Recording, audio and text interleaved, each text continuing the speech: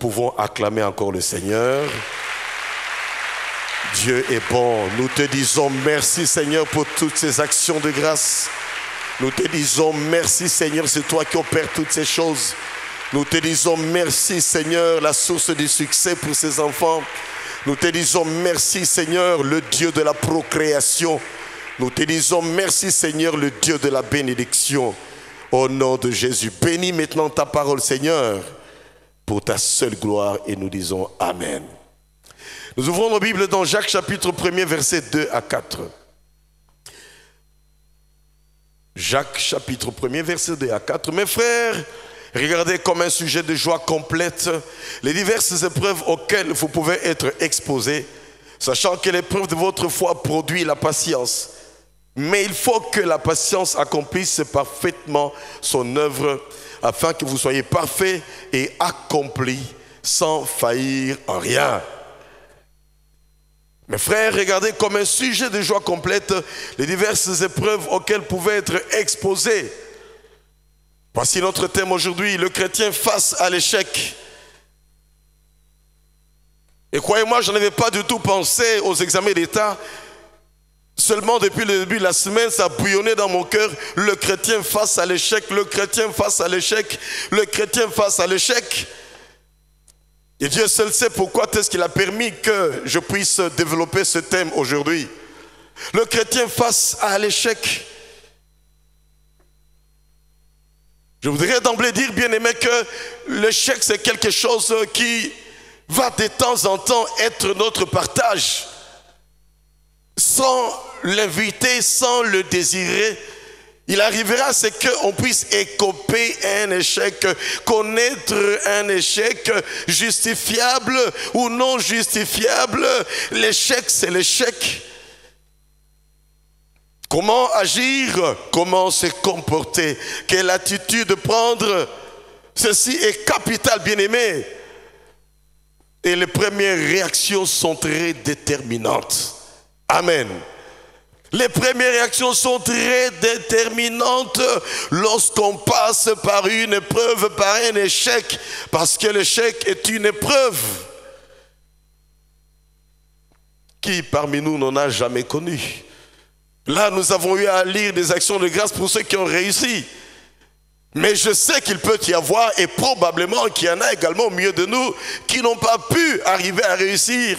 Et croyez-moi, pendant que nous acclamons les uns, leur cœur peut être meurtri, bâillonné, triste, abattu. Peut-être que c'est pour cela que Dieu a mis sur mon cœur ce sujet, sans pour autant avoir eu à faire des calculs. Les premières réactions sont très déterminantes. Qui parmi nous n'en a jamais connu? Échec dans les études, deuxième session, échec dans les affaires, échec dans un projet, échec dans une construction. On en a vu des bâtiments qui se sont écroulés dans la ville de Kinshasa. J'en connais au moins deux. C'est l'échec dans une construction, échec dans une étude de marché, échec dans un stage.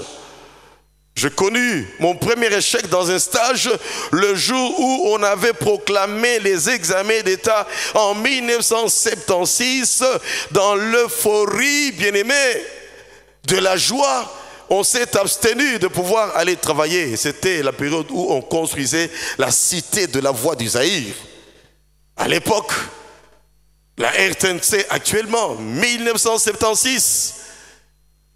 Et dans l'euphorie de la joie, on s'est dit, on va se réjouir, on n'ira pas en stage. Stage payé par la Chanique.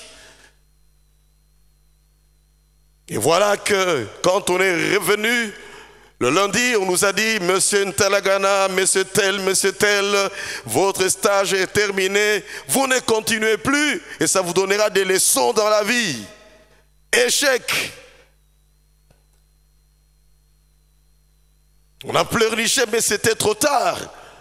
Et on a appris depuis ce temps-là, bien aimé, à prendre le travail au sérieux, à veiller pour ne pas commettre des bêtises. Échec dans un stage. Mal habillé, tu vas faire ton stage, on te chasse et c'est terminé. J'en ai connu qui, uniquement en période de stage, se permettaient de hausser le ton devant leur patron, de se chamailler avec d'autres camarades de service en plein stage. J'en ai connu qui ont été éjectés, s'il vous plaît. Échec dans le stage.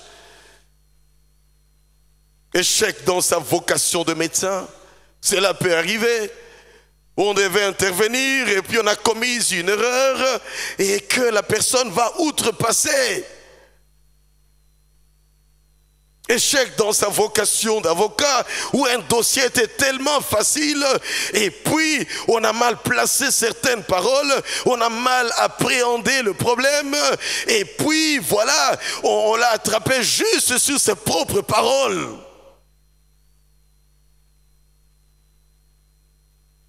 On commence à l'acculer. Monsieur l'avocat, n'as-tu pas dit que... Comment se fait-il que tu veux changer maintenant de langage? Et puis on reconnaît, ah, gaffe, j'aurais pas dû. Et on perd un dossier. Ça fait mal. Échec. Échec dans un jugement, on a mal jugé un dossier. On a donné raison à ceux qui n'avaient pas raison. On rentre chez soi aigri, triste. Parce que la justice n'a pas été rendue comme il fallait. Échec dans une négociation, échec pour réconcilier un couple, échec dans l'apprentissage des métiers, échec dans un commerce dans lequel on s'est lancé. Échec dans un travail d'agriculture et d'élevage. Nous, on a connu un premier échec dans un travail d'agriculture il y a environ 15 ans. On s'est mis à trois pasteurs. On s'est dit, est-ce qu'on peut lancer nos églises dans l'agriculture? Des hectares de patates douces, c'était le carburant, c'était ceci, c'était cela. Il y a la récolte, on a volé, etc., etc. Pour $600 que chaque église avait mis dans cette affaire-là, eh bien, on a eu à récupérer un sac de patates chacun avec $100. Échec. Et depuis lors, je me suis dit, terminer cette histoire-là d'agriculture. Échec dans l'élevage. On en a connu également l'histoire de porc. Où est-ce qu'on en est? C'est terminé. Échec dans une mission de service. On te paye tous les frais. On t'envoie pour telle mission, dans tel domaine. Et tu arrives là-bas, tu échoues ta mission. C'est des choses qui peuvent arriver. Échec dans l'éducation des enfants. Échec alors qu'on est en train de monter un projet où on veut inventer quelque chose. Échec. La liste, bien aimé, serait longue, serait légion si nous pouvons continuer à parler des échecs. Mais laisse-moi vous dire qu'il y a des gens qui ont échoué avant nous et qui ont appris à pouvoir être déterminés. Je crois que tous, puisqu'on en parle beaucoup, connaissons l'histoire d'Edison Thomas, qui a échoué 6000 fois avant de mettre au point la lampe électrique faite de fibres de carbone. Edison Thomas, la lampe à incandescence, il a échoué 6000 fois avant de le mettre au point.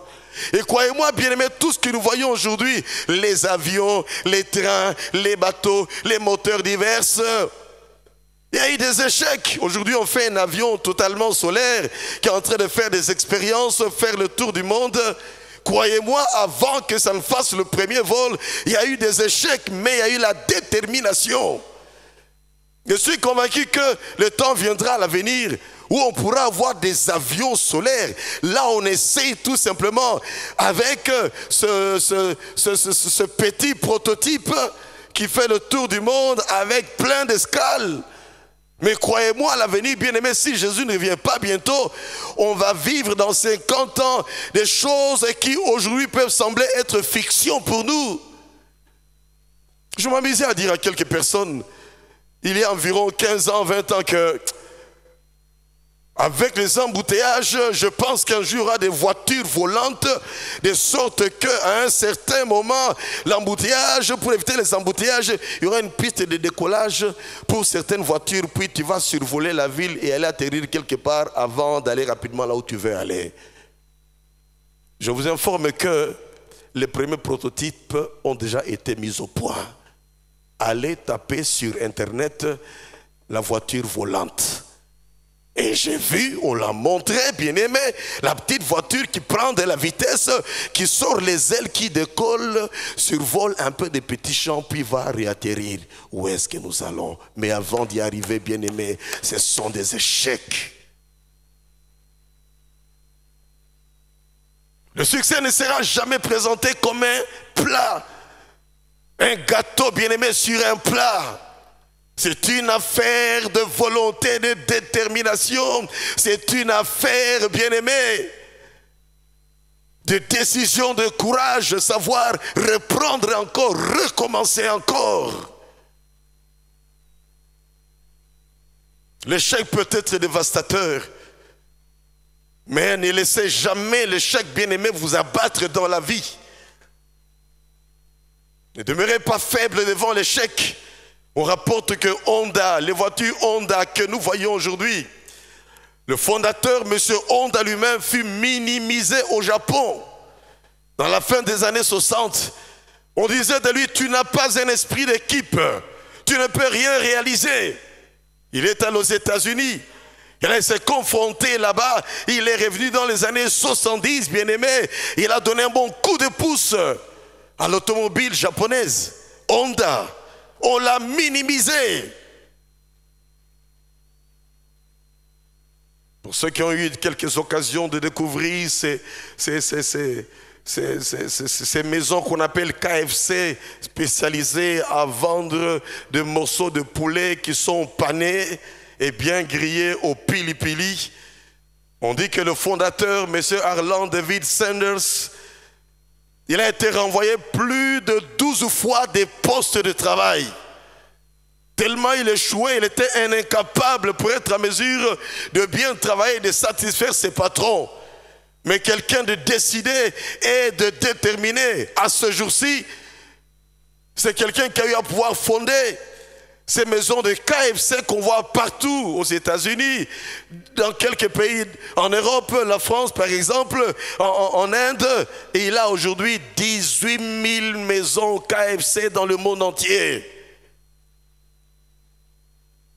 Isaac Newton, on dit que sa maman l'avait retiré de l'école, il y avait tellement de besoins en famille pour ne pas étudier, mais va s'efforcer de le remettre après un certain moment à l'école, il était déterminé à pouvoir étudier. Et Isaac Newton, nous savons qu'il a été parmi ceux qui ont innové l'électricité. On parle d'un certain docteur South qui écrit son premier livre rejeté par 27 éditeurs. Disons, mais enfin, ça ne peut pas être produit. Ce livre est mal écrit. 1, 2, 3, 4, 5, 20, 21, 22, 27 éditeurs qui le rejettent, mais déterminés au succès, à la réussite, parce que c'est un fardeau qu'il avait dans son cœur. Eh bien, c'est quelqu'un qui a pu finalement arriver à produire près de 600 millions d'exemplaires de ce travail qu'il avait pu retoucher. 600 millions d'exemplaires. Amen, amen. Cela veut dire quoi? L'échec, bien-aimé, c'est quelque chose qui sera là, mais ne jamais baisser les bras devant les échecs de la vie. Comment faire face à l'échec? Notre action, notre réaction face à l'échec est capitale. Ne vous laissez pas battre par les moqueries dans la vie. Et je veux dire également à ceux-là qui n'ont pas réussi aux examens d'État, si réellement vous n'avez pas étudié, allez pleurer, demandez pardon aux parents, puis soyez sérieux tout au long de cette année. Si vous avez réellement étudié et que c'est arrivé comme ça, tout de mémoire, tu ne sais pas ce qui s'est passé, tu n'es pas arrivé à t'organiser, tu étais devant le tract, tu avais une certaine peur qui t'avait saisi. Crois-moi, tu peux recommencer encore et ça ira. Dans mes relations, je connais une personne qui a raté les examens d'État 2 fois. La 3e fois, il a réussi. Et il a continué, il a fini ses études universitaires. Il a occupé un poste de sous-directeur jusqu'à ce qu'il a eu sa retraite. Et j'en connais comme ça plein. C'est pour cela que je dis toujours ceci. Vous qui avez réussi avec beaucoup de pourcentage, ce n'est pas encore la finalité, ce n'est pas la fin. Battez-vous et demeurez déterminés. Et je sais que parmi vous qui avez bien réussi, certains sont passés d'abord par des échecs.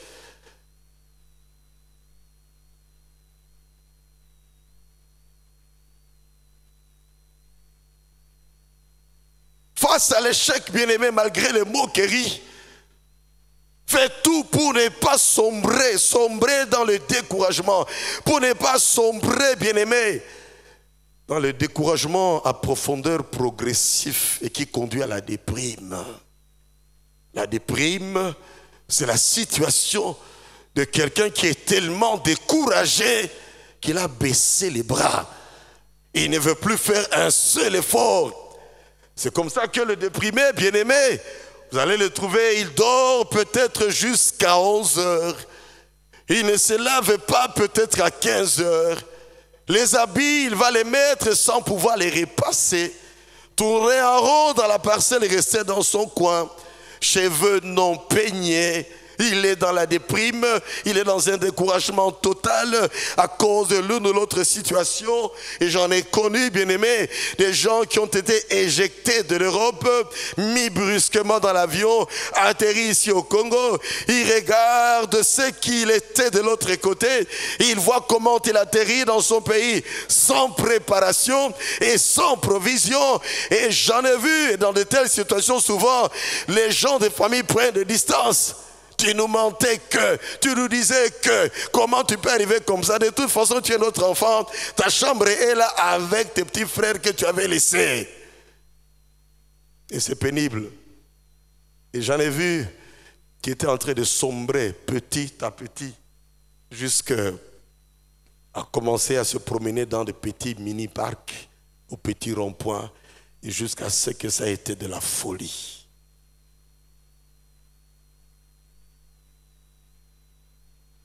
Que faire face à l'échec?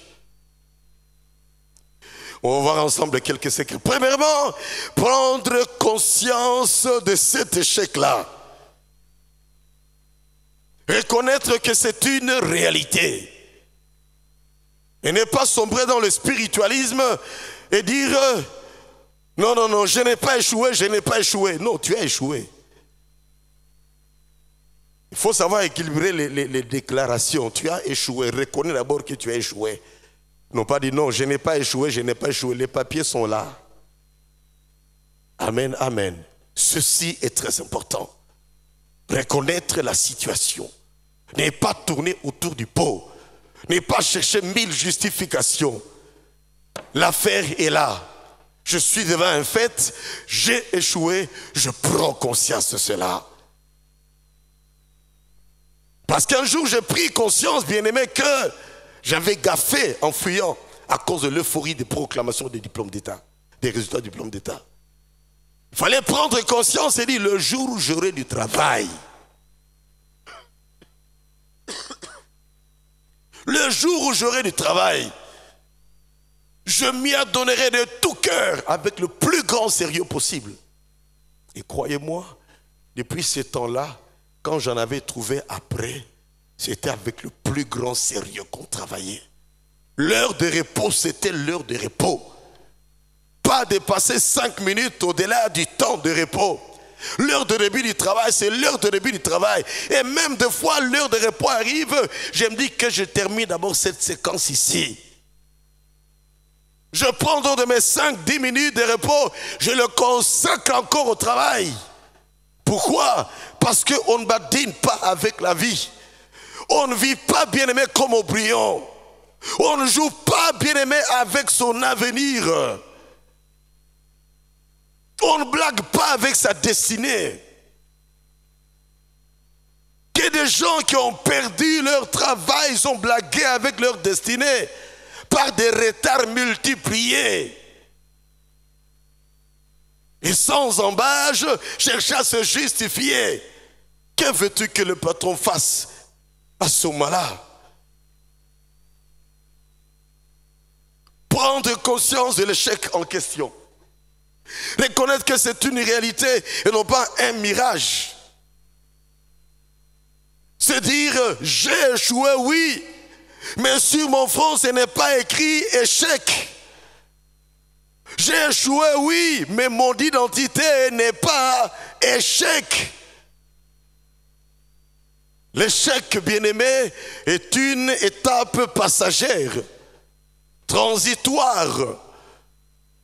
C'est une étape dans laquelle on ne doit pas se figer. Prendre conscience de cela. Et ceci est important si on veut se relever et aller plus loin. Ceci est capital.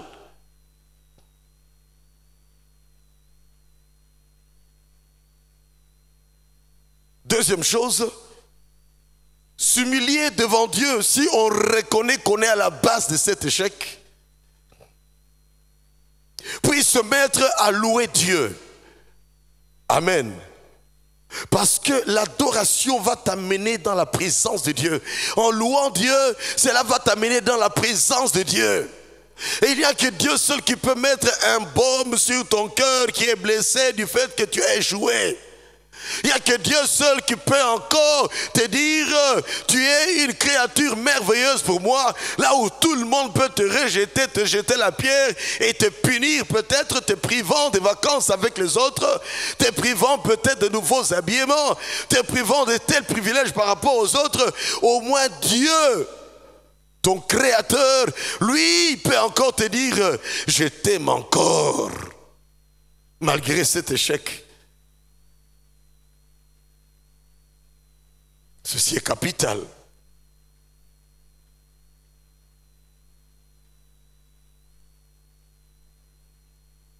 Le psaume 34, verset 2 nous dit ceci.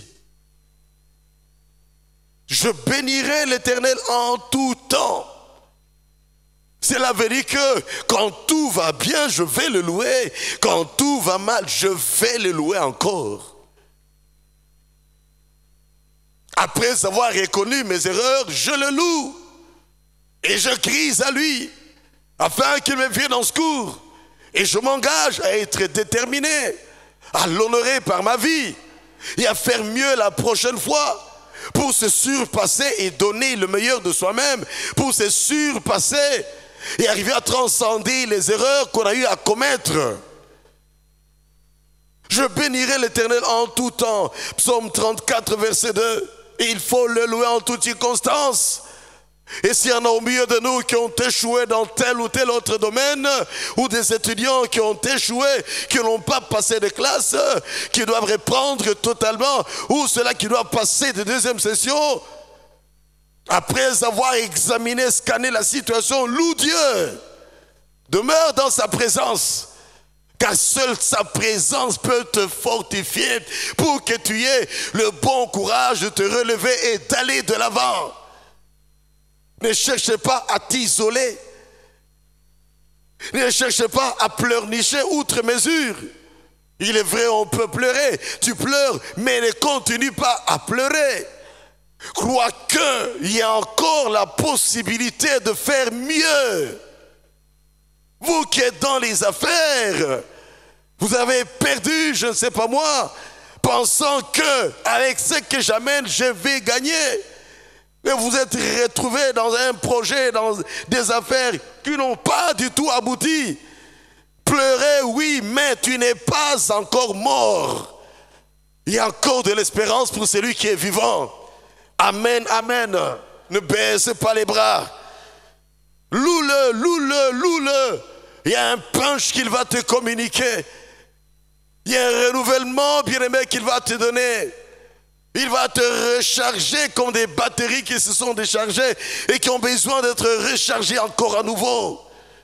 J'aime les battants dans la vie de ceux qui ne baissent pas les bras devant l'échec, mais qui sont déterminés à s'en sortir, à braver les moqueries, à braver les rejets, à braver la dérision. J'aime les battants dans la vie, parce que Dieu ne nous a pas créés pour vivre l'échec continuellement. Et si toutes ces personnes, dont la plupart ne sont pas des chrétiens, Newton, lui, je sais qu'il est très chrétien, Edison, je ne sais pas très bien, pour la plupart de ces inventeurs, tels que ce japonais, Honda, est-il chrétien? Pas du tout, bien-aimé, mais quelle détermination! Dans son propre pays, on le minimise. Il va ailleurs, il se bat là-bas et il revient pour innover les choses. Honda, ça nous vient du Japon. Romains 8, 28 nous dit, toute chose concourt au bien de ceux qui aiment Dieu. Amen. Toute chose concourt au bien de ceux qui aiment Dieu.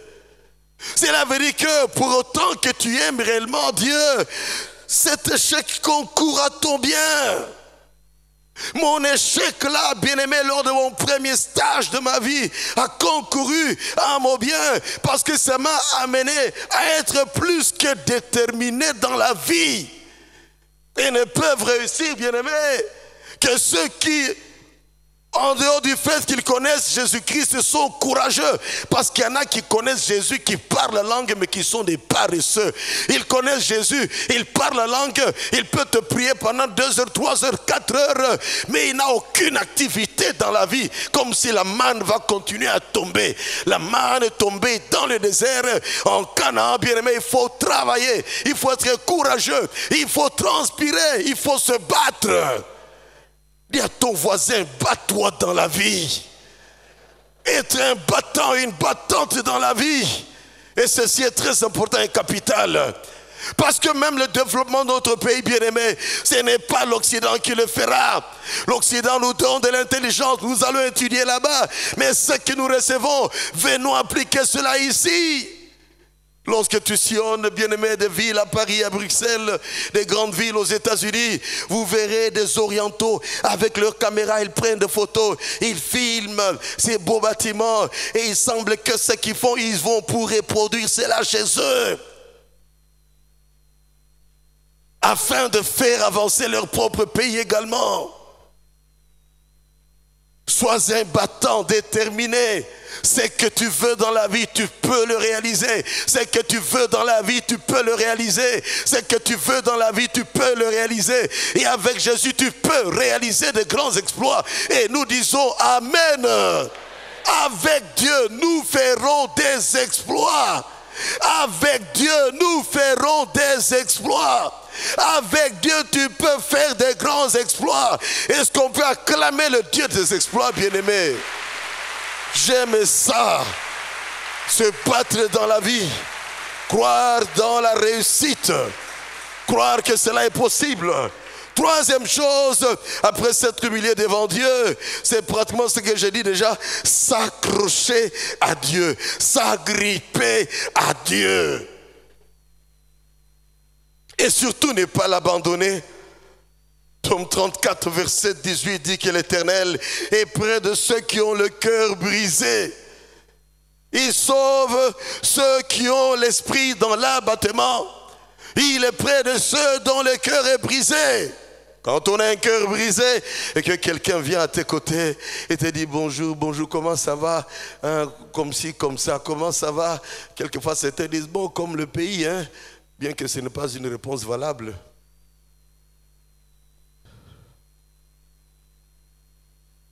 Ça fait du bien quand on est brisé que quelqu'un vienne à tes côtés pour te parler, pour t'encourager, pour prier avec toi. Il sauve ceux qui ont l'esprit dans l'abattement.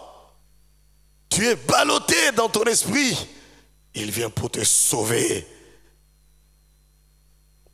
Et le psaume 46, verset 1er à 2e nous dit: Dieu est pour nous un refuge, un appui, un secours qui ne manque jamais, jamais, jamais dans la détresse. On avait développé ça ici un jour. Il est pour nous un refuge. Cela veut dire, quand l'échec est là, réfugie-toi auprès du Seigneur. Sois réfugié auprès du Seigneur. Pas dire, parce que je n'ai pas réussi, je vais me réfugier ailleurs. Laisse-moi vous dire que tu peux te réfugier ailleurs, mais sans Jésus. Et si tu n'es pas ébattant, tu peux te retrouver ailleurs et ne pas du tout avancer dans la vie. Et on en a connu, bien-aimés, qui pensaient que sortir du pays, automatiquement on va réussir. Et j'en connais depuis 15 ans, ils n'ont pas réussi jusque-là. Pourquoi? Parce qu'ils ne se sont pas accrochés à Dieu. Ils n'ont pas mis en pratique la parole de Dieu. Ils n'ont pas appris à se battre dans la vie. Ils n'ont pas appris à commencer bas dans la vie. Ils ont voulu monter vite par l'ascenseur. Dans la vie, on ne monte jamais par l'ascenseur. On monte par les escaliers. Partir, bien-aimé, de cet endroit et arriver jusqu'en haut là-bas, c'est les escaliers, ça te fatigue. Mais quand tu arrives là, tu dis, ouf. De même dans la vie, bien-aimé, lorsque tu as commencé très bas, on te rejetait, on se moquait de toi, on disait que tu es un bon à rien, on disait que toi tu ne réussiras pas. On t'a appelé Moutou Mounene à un certain moment, on t'a appelé Moutou Felo, donc la tête comme un fer à repasser. On peut avoir dit n'importe quoi sur toi, bien-aimé, mais si tu es déterminé, crois-moi, ceux qui t'ont appelé Moutou Mounene, ils vont se repentir et viendront à Moutou Mounene pour les aider. Ils viendront à Moutou Felo pour les assister.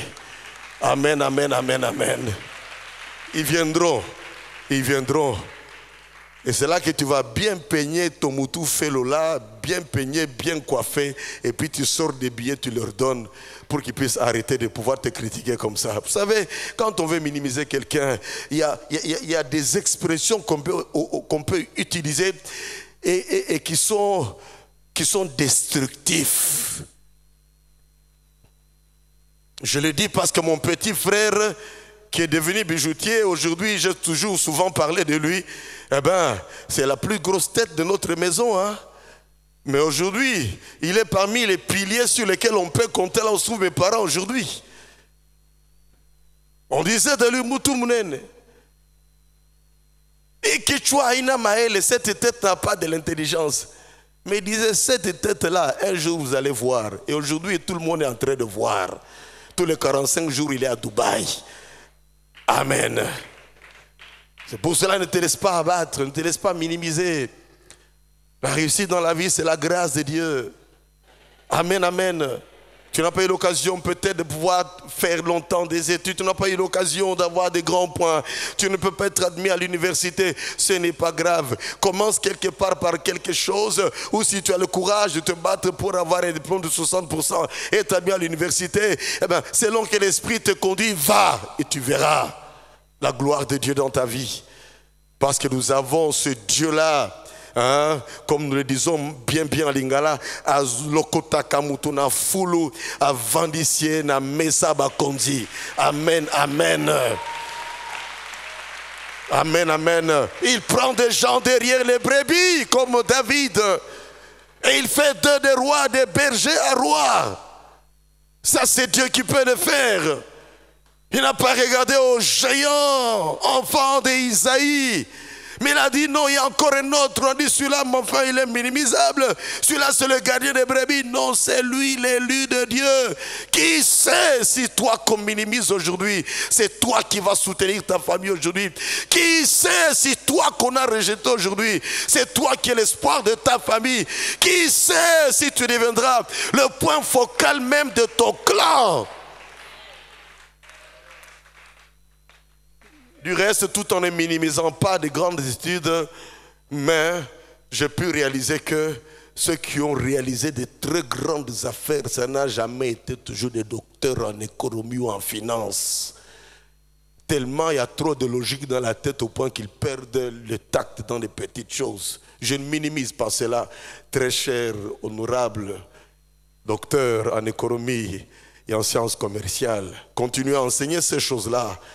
Mais soyons réalistes, ceux qui ont réalisé de grandes choses, c'est les gens qui ont dit, si j'achète ça ici à tel prix, je vais le vendre là-bas à tel prix, j'aurai tel intérêt, je mettrai tel montant dans la banque régulièrement, la banque me donnera un crédit, j'irai encore acheter là-bas, puis j'ajouterai, je vais acheter une première maison, je prendrai cette maison, je vais le mettre en hypothèque, j'aurai de l'argent pour acheter encore une parcelle, je vais construire ainsi de suite, les maisons vont se multiplier, les richesses vont se multiplier, et après je construirai mon mon premier building, puis mon deuxième building, puis un magasin. Puis je vais multiplier mes entreprises. Je vais commencer à amener des voitures d'Europe. Je vais vendre ça ici. J'achète 10 catchs là-bas. J'ai $1000 par catch que je vais revendre. Et ainsi de suite. Je vais à Naples, j'achète des chaussures à 40 €. Je vais venir revendre ça ici à 100 €. J'ai des gains peut-être d'environ 20 ou 30 en enlevant le transport et ceci et cela. Et les quelques frais que je dois payer à l'État, etc. Et c'est comme ça qu'il y a des gens qui sont en train d'avancer, bien aimés. Et après, on va dire que Asimbaki, il a touché, il était chez les féticheurs. Non, bien aimé, il n'a pas été chez les féticheurs, mais il a de l'intelligence et des affaires. Il a de l'intelligence financière. Il a de l'intelligence immobilière. Il a de l'intelligence de percer. Il a l'humilité, bien aimé, pour commencer bas. Alors que toi, tu peux te revêtir de ton manteau et dire, moi, je suis professeur, éminent professeur. Avec tous mes respects, éminent professeur, tu risques de rester comme ça, éminent professeur, sans une seule réalisation. Est-ce qu'on peut acclamer le Seigneur?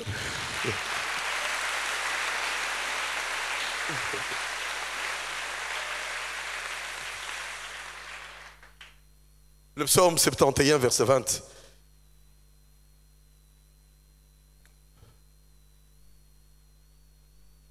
Tu nous as fait éprouver bien des détresses et des malheurs, mais tu nous redonneras la vie. Frères, sœurs, tout peut s'effondrer, mais Dieu ne s'effondrera jamais. Le secours qui ne manque jamais dans la détresse. Auprès du Seigneur d'abord. Et Dieu va te donner de l'intelligence à tous égards. Parce que la Bible dit, l'esprit d'intelligence demeurera sur lui. Et si tu es en communion avec Dieu, avec le Seigneur Jésus, il va te communiquer l'esprit d'intelligence pour le succès. Point 4, se rappeler les faveurs divines passées. Ceci est très important, ceci est très capital. Se rappeler. Le psaume 77, verset 11 à 12 dit, je rappellerai les œuvres de l'Éternel, car je me souviens des merveilles d'autrefois. Tu es abattu aujourd'hui, tu es devant un échec aujourd'hui. Te rappeler, Seigneur, mais dans telle épreuve, devant l'échec dans tel domaine, n'est-ce pas toi qui m'avais secouru? N'est-ce pas toi qui m'avais assisté? N'est-ce pas toi qui m'avais donné de faire des merveilles? N'est-ce pas toi qui m'avais donné de faire des exploits? Toi, le Dieu qui avait fait cela en ses talents, tu es capable d'être avec moi. Alors je ne baisse pas la garde. Je ne jette pas les éponges comme un pugiliste sur le ring qui en a tellement reçu de coups et qui ne monte pas pour la 7e séance. Je ne baisse pas les bras. C'est toi qui m'avais assisté autrefois. Tu n'as pas changé, tu es le même. Je compte sur toi encore. Je compterai sur toi encore. Ceci n'est qu'une escale, une étape, une panne technique. As-tu déjà vu quelqu'un qui dit ma voiture est en panne, alors bon, je la détruis? Non, réparons la voiture.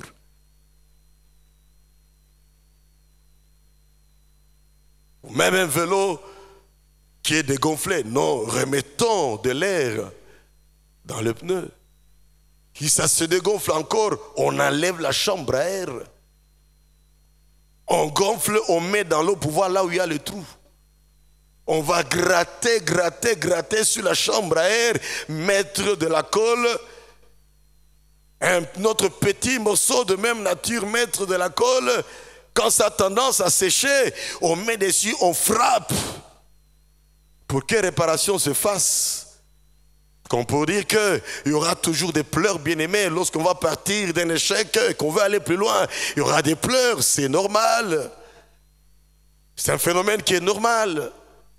Si la voiture pouvait pleurer, bien-aimé, on entendrait des bruits dans toute la ville de Kinshasa. Et particulièrement dans les périphéries de la ville. Quel genre de bruit ça donnerait? Je ne sais comment on entendrait cela. Mais croyez-moi, ça fait toujours mal lorsqu'on a échoué et qu'on veut maintenant aller de l'avant. Il faut vaincre certaines pesanteurs.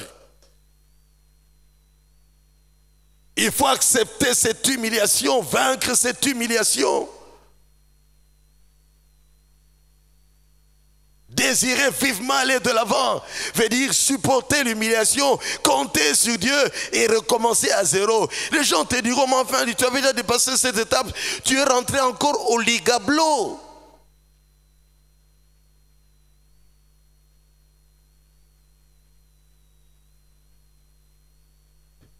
Tu en es encore en 6e secondaire après 3 ans. Supporte cette humiliation, mais toi, tu dois chercher à savoir ce que tu veux. Et quand tu veux quelque chose, bien-aimé, rien ne va t'arrêter.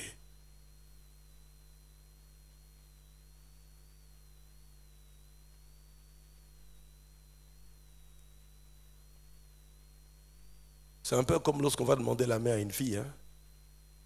Pour certains, on l'a refusé la première fois. Échec. Et comment ça va? Est-ce que ça a marché bien? Ah, petit aboua gisingaï. La deuxième fois, oh non, reviens après 6 mois. La troisième fois, mes parents ont dit, je dois d'abord terminer mon graduat. Si tu aimes véritablement, tu attendras ce graduat-là. Parce que tu es déterminé. N'est-ce pas, mes frères? N'est-ce pas les papas? N'est-ce pas les mamans? Je sais que tout est mitigé là. Parce que tu ne peux pas dire Dieu m'a convaincu et après tu ne sais pas supporter la patience. C'est Dieu qui t'a convaincu, va te donner de patienter, mais entre-temps tu vas aller à genoux et dire Seigneur, convainc les parents, convainc les parents, convainc les parents. Pour qu'on pendant la 3e année de graduat là, qu'on puisse au moins prédoter. Et si c'est une licence, bon, c'est qu'à ceinture. Hein?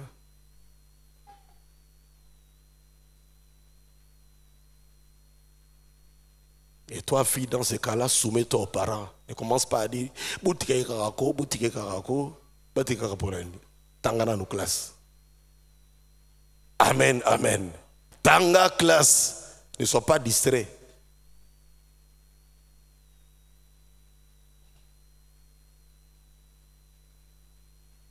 Je rappellerai les œuvres de l'Éternel car je me souviens de tes merveilles d'autrefois.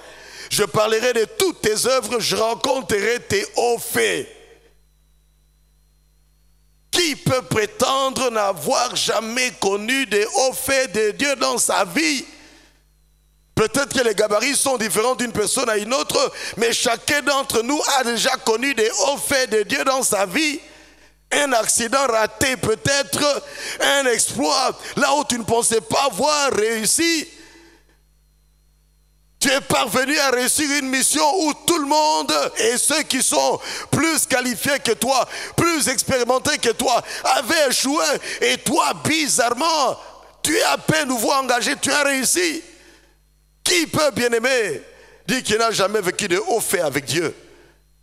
Déjà le salut qu'il nous donne, n'est-ce pas, un haut fait dans nos vies? Amen, amen. C'est un haut fait dans nos vies. Le salut que le Seigneur nous a donné. Je rappellerai les hauts faits de l'Éternel dans ma vie. Mais lorsque nous rappelons cela, bien-aimé, ça nous booste parce que nous réalisons que ce Dieu-là, il est le même hier, aujourd'hui, éternellement, et que je peux continuer à compter sur lui. Amen, amen. 5e chose, se rappeler les promesses reçues par Dieu. Vivez toujours avec une promesse de Dieu. Vivez toujours avec une promesse de Dieu. Qu'est-ce que Dieu t'avait dit? Peut-être que tu étais en 4e secondaire. Qu'est-ce que Dieu t'avait dit?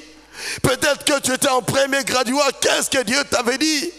Alors que tu es en train de patiner à l'école technique, mais Dieu t'avait dit que tu deviendras ingénieur, tu innoveras des choses dans ce pays. Qu'est-ce que Dieu t'avait dit? Les promesses de Dieu, bien-aimé, c'est aussi un booster extraordinaire qui nous encourage à aller de l'avant. Et ces promesses, quelquefois, Dieu peut nous les donner au travers d'un songe. Tu peux rêver que tu es dans une grande banque et c'est toi le patron. Les gens sont en train d'attendre pour que tu puisses les recevoir. Bien-aimé, ça ne vient pas au hasard, ce genre de songe. Quand ça vient, ça se répète. Quelqu'un vient te dire également, j'ai été rêvé dans un grand bureau, alors que tu n'es encore qu'en premier graduat d'économie. Mais tu as toujours pensé faire une banque un jour. Rappelle-toi les promesses de l'Éternel. Je pense l'avoir dit ici que je rêvais alors que je faisais mes études de l'autre côté.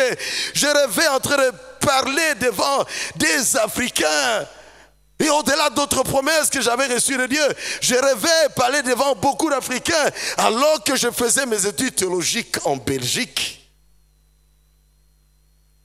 Ce qui fait que lorsque ce visa-là dont vous connaissez l'histoire fut refusé à ma femme et à mes enfants, lorsque ce refus fut fait, je me suis dit, probablement que Dieu me veut là-bas. Et peut-être que si elle venait ici en Europe, voyant ma femme, mes enfants à mes côtés, j'allais risquer de tomber dans le piège de cette tentation pour dire, nous y sommes, restons-y. Et peut-être qu'on allait risquer d'utiliser des subterfuges, bien aimé, bien qu'il y a certaines facilités pour des serviteurs de Dieu. Peut-être qu'on allait tomber dans une tentation, mais quand Dieu a un plan pour ta vie, quand Dieu a une destinée pour ta vie, bien aimé, quand Dieu t'a parlé, Dieu est capable d'utiliser des situations qui peuvent avoir une connotation apparemment négative. Tu peux pleurer, mais plus tard tu comprendras que c'est Dieu qui tient en contrôle toutes choses, qui était en train de diligenter toutes choses. Amen, amen. Se rappeler les promesses de Dieu. Il y a les promesses générales, bien-aimé. Fortifie-toi et prends courage. Je ne te délaisserai point. Je ne t'abandonnerai jamais. On voit cela dans Josué chapitre 1er, versets 5 à 6. Ce sont des promesses générales. Il y a des promesses générales dans Matthieu chapitre 28, au verset 20. Je suis avec vous tous les jours jusqu'à la fin du monde. C'est des promesses qui sont générales. Mais il y a une promesse que Dieu doit t'avoir donné un jour. Quelle est cette promesse que Dieu t'a donnée? Si Dieu a dit que tu seras un grand diplomate un jour, tu le seras. Si Dieu a dit que tu seras un jour un ministre, tu le seras. Si Dieu a dit qu'un jour tu seras, je ne sais pas, même un premier ministre et même un président un jour, tu le seras. Si Dieu a dit que tu vas innover l'industrie congolaise, bien-aimé, de transformation des minerais, tu le seras et tu le feras. Qu'est-ce que Dieu t'a donné comme promesse? Et si tu n'en as pas, on va prier pour que Dieu te donne une promesse. Moi, la promesse de Dieu, c'était d'ouvrir des églises, Et je peux encore me rappeler de cette prophétie que cet homme m'avait donnée, alors que nous étions là sur la file, en train d'aller dans le réfectoire, un Britannique. Dans le réfectoire lors d'une convention. Et voilà que il me dit, Safari, dis-moi un peu, est-ce que chez vous, il existe? Supportez que je ne puisse pas dire. Et il m'a dit, tu le seras. Amen, amen. Acclamons le Seigneur. Et chaque fois que je passe par des moments difficiles, je me dis, cet homme avait, l'image ne quitte jamais ma vie. Ça ne quitte jamais ma vie. Et quand je vois également ces songes-là, ça ne quitte jamais ma vie. C'est pour cela, bien-aimé, tu peux me dire, Safari, $100,000 de salaire. Tu commences une mission au Canada, maison neuve, on te donne. Voiture, c'est pas moi, Prado ou Range Rover dernier de cri, que sais-je encore, hein, ou une Borsalino. Non, Borsalino, ce n'est pas une voiture. Hein. Sorry, je ne suis pas connaisseur dans ces choses, vous comprenez. Eh bien, je dirais, si Jésus ne se révèle pas à moi, si je ne vois pas Jésus dans ma chambre et me dit, Safari, va maintenant, tu quittes le Congo, quel que soit ce que vous allez me présenter, je dirais, non, Dieu m'avait dit, ma place est au Congo. Et même si une personne ressemblée à Jésus-Christ m'apparaît, Je dirais, n'es-tu pas un ange de lumière? Parce que Satan se déguise en ange de lumière. Il se déguise en ange de lumière. Ne pensez pas que quand on dit Marie est apparue par-ci, Marie, ce n'est pas Marie qui est apparue. C'est Satan qui se déguise tout simplement. Il se déguise. Qu'on le croit ou pas, qu'est-ce qu'elle a à venir faire au milieu des hommes? Ce n'est pas elle le Messie. Entre guillemets, on ferme la parenthèse. Si Jésus ne m'apparaît pas, je resterai ici. Il faut que plusieurs jalons se mettent en place. Parce que tu ne seras béni que si tu es là où Dieu te veut, en train de faire ce que Dieu veut que tu fasses, avec la grâce que Dieu t'a donnée, avec l'onction que Dieu t'a donnée, avec les capacités que Dieu va t'a donner. C'est là que tu seras heureux et que tu seras béni. Dans le cas contraire, tu es un bon petit malheureux. Sois sûr d'être là où Dieu te veut. La promesse, elle court, selon Hébreux 2, Habakkuk 2, verset 3. Elle court, elle marche. Même si elle tarde à s'accomplir, elle s'accomplira certainement. Même si elle tarde de s'accomplir, elle s'accomplira certainement. Qu'est-ce que Dieu t'a dit? Je te bénirai, je te donnerai le mariage. Et tu atteins 42 ans. Tu dis, Dieu, mais où es-tu? Est-ce que Dieu, tu m'as trompé? Dieu n'est pas un homme pour mentir, un fils d'homme pour se repentir. Attends seulement, en son temps, ça viendra.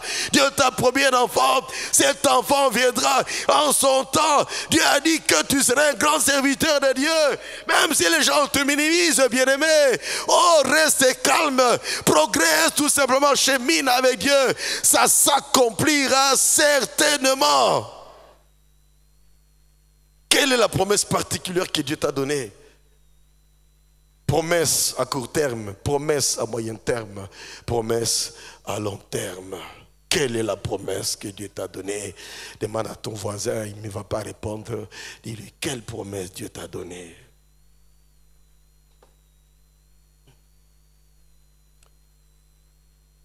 Lamentation de Jérémie 3, verset 22, nous dit, les bontés de l'Éternel ne sont pas épuisées, ses compassions ne sont pas à leur terme, elles se renouvellent chaque matin. Oh, que sa fidélité est grande.